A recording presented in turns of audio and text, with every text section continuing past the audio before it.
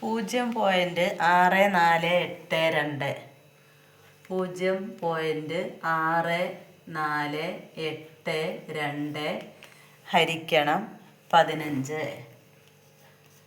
0.6482 ഹരിക്കണം 15. അപ്പോൾ എങ്ങനെ എഴുതും? 0.6482 ഹരിക്കണം 15. എന്ത് ചെയ്യും?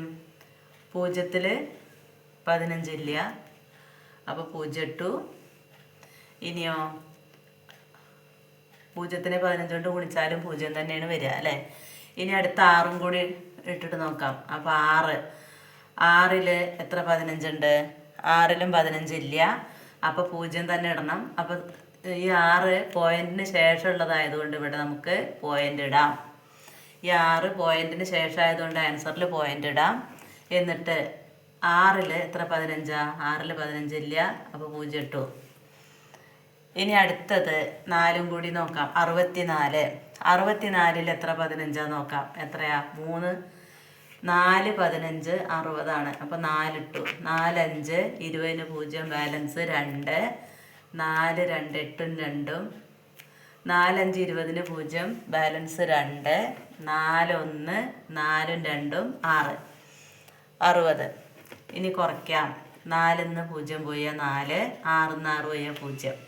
ഇനി അടുത്ത അക്ക ഇറക്കിയിടാം. 8. 48-ൽ എത്ര 15? 3 15 45 അപ്പോൾ 3 ഇട്ട്. ഓക്കെ.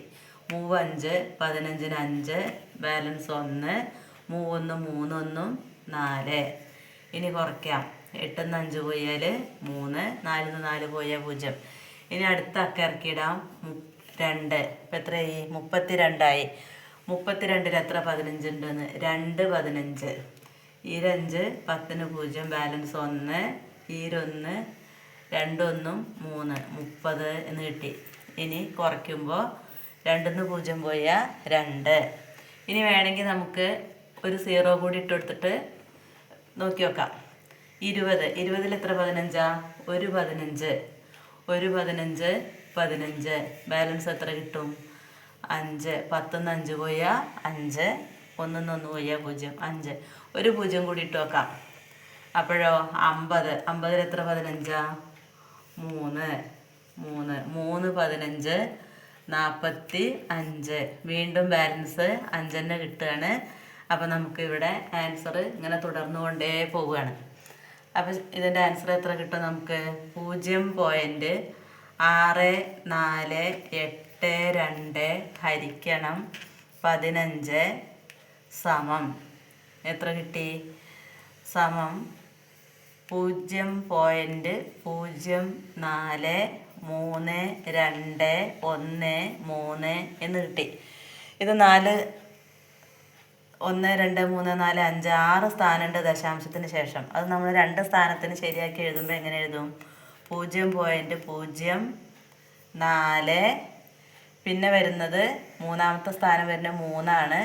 അത് 5-ൽ കുറവായതുകൊണ്ട് ഇവിടുന്ന് അങ്ങോട്ടുള്ളത് നമുക്ക് വെട്ടിക്കളയാം. അപ്പോൾ എത്ര കിട്ടിയ ആൻസർ? 0.04 എന്നാണ് കിട്ടിയത്.